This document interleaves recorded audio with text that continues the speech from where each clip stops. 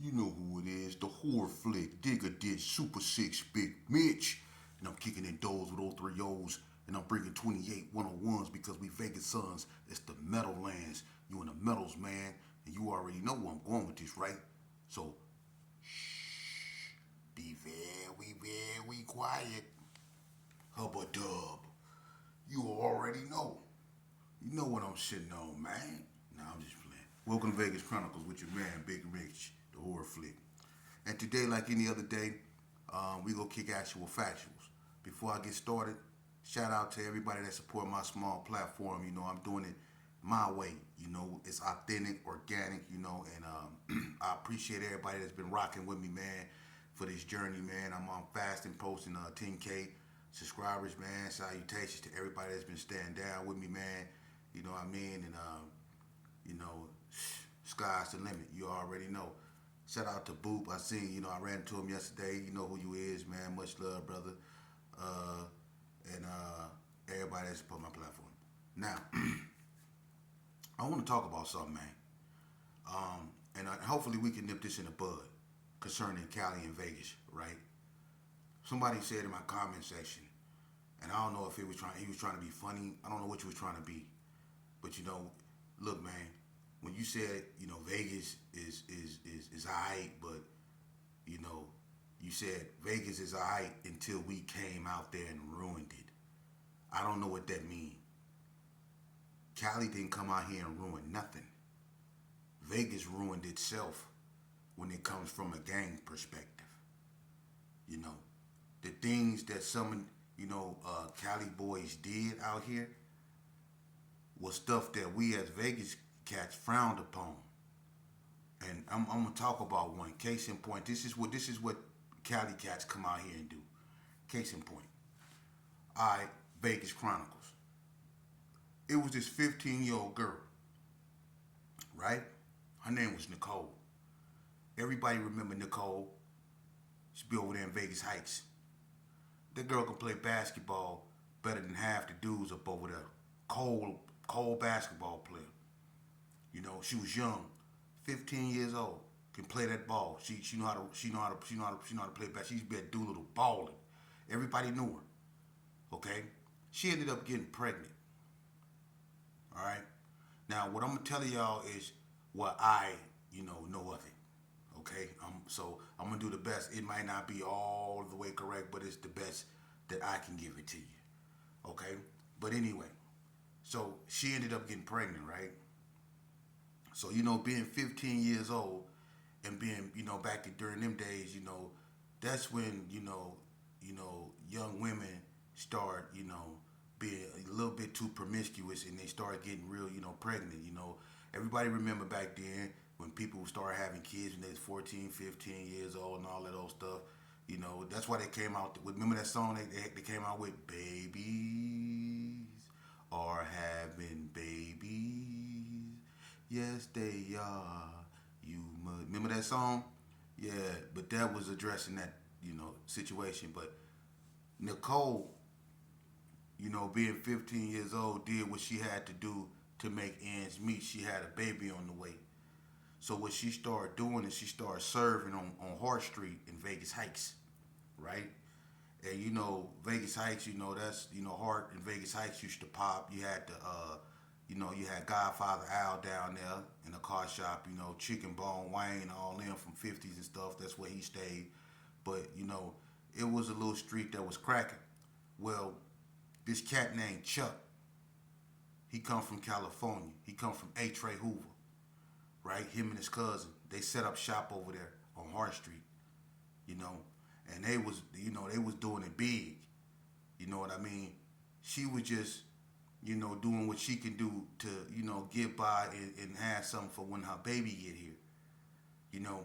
And, you know, they had it cracking, so they had a lot of, you know, customers coming to where they was, you know. And every now and then, you know, she was, you know, at a house, I guess, next door, you know, hanging out and doing her thing. So every now and then she'll get a customer, you know, and you know she wasn't really taking nothing from them because they on a whole nother level with it, You know, she just trying to make a couple dollars, you know, so when her baby get there, she can provide for it. That's all she was doing. The girl was 15 years old, man. Right? So I guess Chuck from H. Ray Hoover, he catch her doing her thing, you know, and you know he approach her and tell her, you know, don't be over here show stopping, get the F from over here.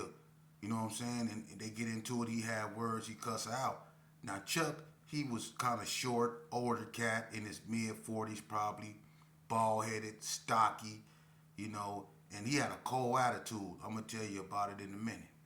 But he told the girl, you know, basically to get from over there, and if he seen her over there again, what he was gonna do to her, right? So you know, she being 15 years old, you know, he scared her away. She left, but you know, that's what she was. I guess you know, I don't know if she lived over there or was from over there, but that's what she was. You know, that's where she hung out and that's where she did her thing. But so she tried to sneak around there, you know, and you know, get you know a couple dollars. So one day, you know, she was doing her thing over there, sneaking, you know, and Chuck seen her. Look what this cat do. Chuck don't say nothing. Chuck go in the house, get his thing, right? And he go up to that girl, and he tell her, he say, didn't I tell you if I catch you over here again what I was going to do to you? Right? This was a high profile case. So everybody know about this in Vegas. If you forgot, let me remind you. He told her, he say, didn't I tell you not to come over here no more? And what I was gonna do to you if you came over here? So they had words. Chuck took his thing out, shot a point blank range in the head. She was pregnant. Right? He get caught. Go to jail. You know, I catch my case. I go to jail. I'm in there with him. That's how I know about his case so good. I was in there fighting the high one, and he was in there fighting now. But his case was all over the news because she was so young and she was pregnant, and she, you know, people didn't like that. It was tension in seven. I was in 7F on the 7th floor in the county. 7E and 7F was the felony tanks back then. If you had bad crimes, they send you to 7E, 7F, right? So I'm up in there, right? And he in there, Chip from H. Ray Hoover in there. Marcelli was G'smar from LA 60s. He was up in there. Twin from the Coast was up in there.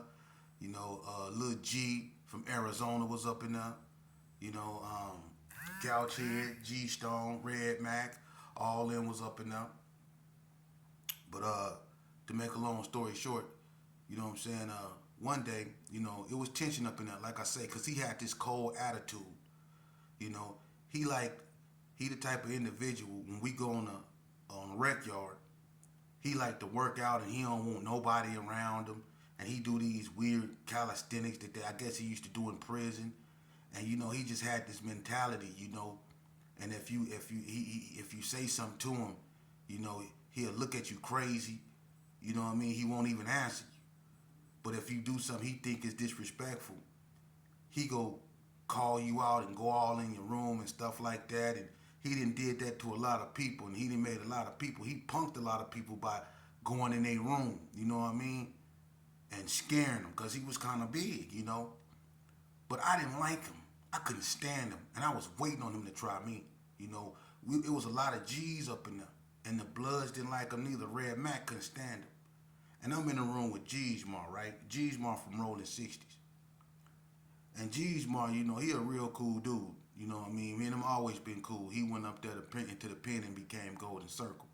But on this particular day, we was on the rec yard and we was playing basketball. And I told you this cat work out, and when he work out, he don't like people around him. Well, when you playing basketball, sometimes the ball go out of bounds and you try to catch it, and he ended up, you know, G'smar ended up trying to catch the ball, bump Chuck, right?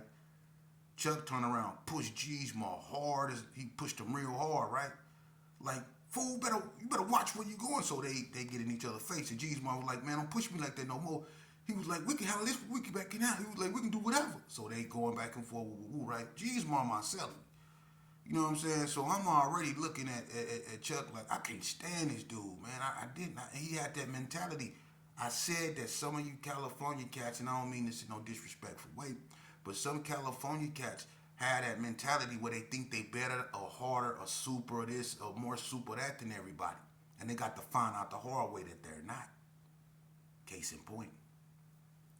So after the game was over and we go back up in the module, you know, me and G's Mar was cellies.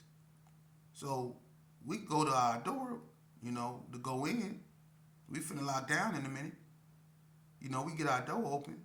I go in the room. I sit down on a bunk. G's Mar come in the room. Next thing you know, Chuck at the window.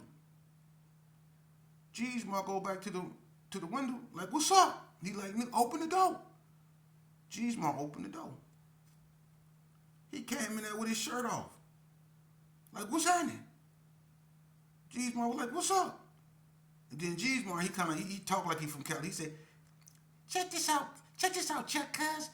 I'm telling you right now, I'm 6'0", homie. You better get out of my room, man. I don't want to hear that. He got that Cali talk, you know, he talk weird. You know what I'm saying? So him and Chuck, now they argue, woo, right? So G's Mar like looking over Chuck's head, like, get out my room, man. Chuck fired on him. He stole on G's Mar.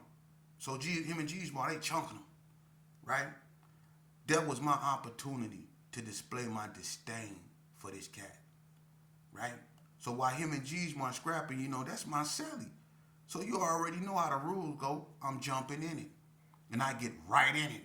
So me and G's Mar own him. He a big dude, but we working him. I'm hitting him in his ribs. We working him. We beating him. We whooping him. We whooping him. I didn't grab we whooping him. I didn't grab stuff that didn't even, I was hitting him with all kind of paperwork and pencils and we was whooping him. Me and G's Mar put some on him up in there, right? Red Mac from Peru come to the door. He trying to get in the room. He want him some too. We beating the brakes up off Chuck up in there, man. We beat Chuck for about 10 minutes up in that room, man. We smashed Chuck. Bad. You know, and G's Mar was from 60s. He was from Cali. You know, but we put something up on him thick, bust him up real bad. And when he came out the room, you know, he was leaking so bad, he went in the room, he cleaned himself up. Now it's really on. Because like I say, you had Chip from A-Tray Hoover up in there, and you had a couple more cats that was from Cali that was up in there. You know, and now we trying to, you know, we seeing what they gonna be on. You know, and it was a lot of people from Vegas, you know, we came together right there and there in the county jail. You know, and G's Mar was with us. You know, because Chuck was in there always trying to bully people. See, he had that mentality. But when he got smashed, you know what I mean, his head was kind of bust kind of bad. You know what I mean? So he had to get medical attention. And when he went to the police, you know what I'm saying, because he had to get that looked at. He had a gash in his head that was kind of thick. We when they say split your wig, we split his wig. For real. So he had a gash up in his head and he had to go get it looked at. And when he got it looked at, he got into it with the police. And he ended up going to the hole. Because him and the police got into it. But this the same cat. Look what this dude did. They sentenced him to death row. Right? When he went to court, he got found guilty and they sentenced him to death row. He told the judge when the judge sentenced him to death that he said, if it was in the newspaper, his exact words was, y'all couldn't kill Superman with kryptonite. What makes you think you can kill me? Those was his last words. And the judge set an execution date for that cat right then and there. But he ended up appealing it and they overturned it. But he made that judge so mad that he set an execution date right then and there for that dude. But his lawyer appealed it and they overturned it. But this is the type of mentality this cat had. He didn't have no remorse. He didn't care. He didn't care about nobody. You seen what he did to a 15-year-old girl. So when you talk about ruining Vegas, yeah, when you do stuff like that, yeah, that ruins Vegas because we don't get down like that out here, man. Nah, we don't get down like that out here. We don't want that type of stuff out here. We didn't want it out here then, and we don't want it out here now. You don't get no stripes for doing that to no 15-year-old girl, man, that was pregnant. Is that what you call? That's what you talking about ruining? Yeah, when you come out here with that type of stupidity and that type of ignorance, yeah, you ruin it. You ruin any place with that type of stupidity. You know, we didn't want that. We didn't want that in Vegas. And you know, Chuck, you know, he's still on death row. He's still on death row. Probably with that same mentality. You know? And what he don't realize is that this here, they might not be able to kill Superman with kryptonite. But see, that's the thing. You have to think, Chuck. Maybe they don't want to kill you. Maybe they want you to suffer. That's what death row is. See? They made death row as a deterrent, but it also is a psychological punishment because they put you in a place to where you know you're gonna eventually, but you don't know when. See? You can be happy that your son just graduated college and the caseworker can come to your door and say the governor has signed such and such. They finna to, you know, execute you. You see? They want you to live, not knowing when they go come to your door. See? So you go sit and rot on death row until they come and tell you it's that time. And they might not never come and tell you that's that time. See, that's the thing. And I promise you, because I did 20 years, I promise you. And there's been times when I wish I wasn't on this earth up in there. So I know it's gonna be times he wished that kryptonite would have did him in. See? But when you're talking about ruining Vegas, yeah, with that stupidity, you ruined Vegas. Because we didn't do that. And I don't think no real Cali dudes approve of no stuff like that to a 15-year-old girl that was pregnant. Are you serious? But what else did you do? Nothing. Vegas ruined Vegas. Nothing never came out here and took over Vegas. No other state came out here and ran Vegas. Vegas stayed in Vegas lane. And that's one thing Vegas can say. Reno can't say that. Reno ain't even Reno. Reno is whatever the Bay Area decides to call it. It's not even Reno. They need to take Nevada off the end of that and put whatever the Bay Area want to put on the end of it because they took over that. That's what you call it, taking over something. But that didn't happen in Vegas. A few cats from Cali came out here and did some of the most idiotic things that you can do. But as far as ruining Vegas, no, we did that to ourselves. We did that to ourselves, man. Alright? We don't get in Cali business and what they do out there like that, you know, and to try to come out here and say, nah, no, not at all. And you would be surprised how many Cali cats came out here and started banging Vegas gangs. It was more of that than anything. Think about it. Think about it. It's more cats from Cali that came out here and started banging Vegas gangs that then came out here and started gangs. They integrated. See? But that's neither here nor there. You know, I don't get it. You know, people, Look, man, people gonna have to grow up, man. It's gonna come a point in time when we gonna have to stop competing on stupidity about stupidity. Who has the hardest this and who's the hardest? Come on, man. Ain't that? It's enough of that, man. You know, this is so sad, man, that we got to this point right here and now. And this when people, I guess, go get up and start to leave. And if that's what you have to do, then that's what you have to do, man. But at the same time, man, just remember this here. I mean, it's gonna get your attention if it happens to you. And I hope it don't happen to nobody, but it's gonna get your attention if it happened to yours. How many of y'all done lost your child in these streets to the same game you used to play? I know a lot of y'all want this to stop. I was talking to my partner yesterday in the gym, and he said, "Yeah, man, I hear you, Sheep, man. But I'm gonna tell you something. A lot of these youngsters ain't go listen. They ain't gonna want to hear that." And I said, "You know what? You might be right. They might not want to hear that. But we can't allow that not to make us forget those that want to see that. There's people that want to see change. They tired of hearing about it. They want to see it. See? That's the difference. They don't want to hear it. They didn't heard it all. They want to see it. Because they hear one thing, but they keep seeing the same old thing. They don't want to hear change. They want to see change. See? So we have to show them change.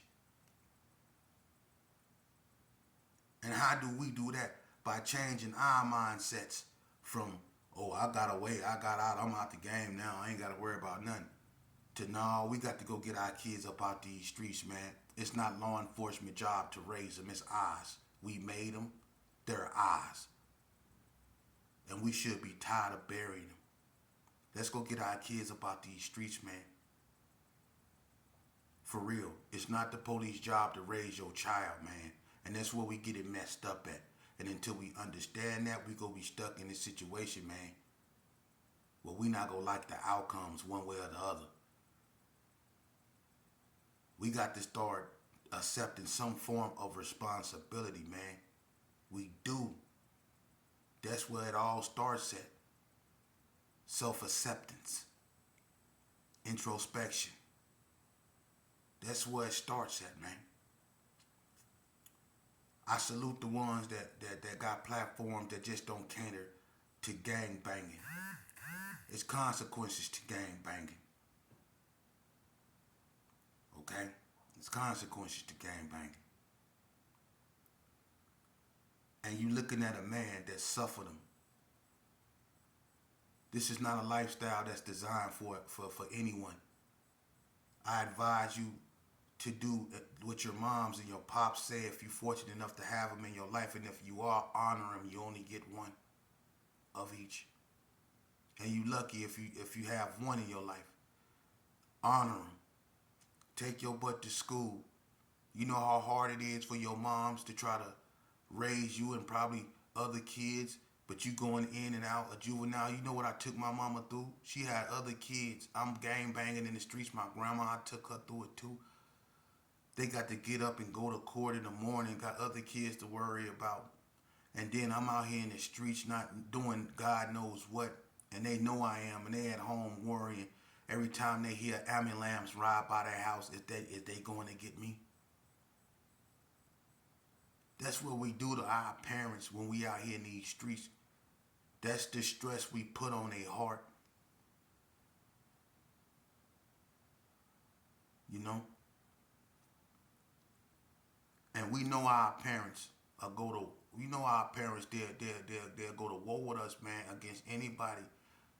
So and when we know we're in the wrong and they still ride with us when we in the wrong, like when we on a run for something and law enforcement come dragging us about the house and they arresting moms too because she fighting for you. You done drug her in something that you done done and you know you was in the wrong and now, but she love you so much she fighting because you all she got. She can't live life without you. That's how much that your moms love you, man. We have to start being receptive to that, man. Because we love our moms too. So why we do them like that? Your females, they love you. They wait on you after you done 2, 3 years. Not all of them, but the good ones. They wait on you. They raise your children. They make sure that you stay in their children's life, or their children know who you are, even if you're not paying attention to them. We need to stop taking that for granted, man. And that's why we stagnated. For real. We need more platforms that cater to the solutions, not the problem. It's not entertaining watching or hearing about little black and brown boys losing their lives in the streets at the hands of other little black and brown boys over stupidity, over territory they don't own, over fictitious stuff they call themselves because they suffer from self-image problems, self-esteem issues. We need to start addressing that, because I'm going to tell you something. Gang banging is a mental illness. It's a mental illness. It is. It's a sickening. Gang banging is mental suicidal behavior. For real. And we need to address it. And just because you don't gang bang no more, the after effects of it. It's like doing drugs for an extended period of time and then getting off of it. The after effects, the withdrawals, all that. You gonna go through all that. Gang banging is the same way. When you do things to people and you hurt people and you do things, that stuff just don't go away. It stays in your psychic. It stays in your mind. And you always looking over your shoulder. You always feeling like you being pursued. You know, you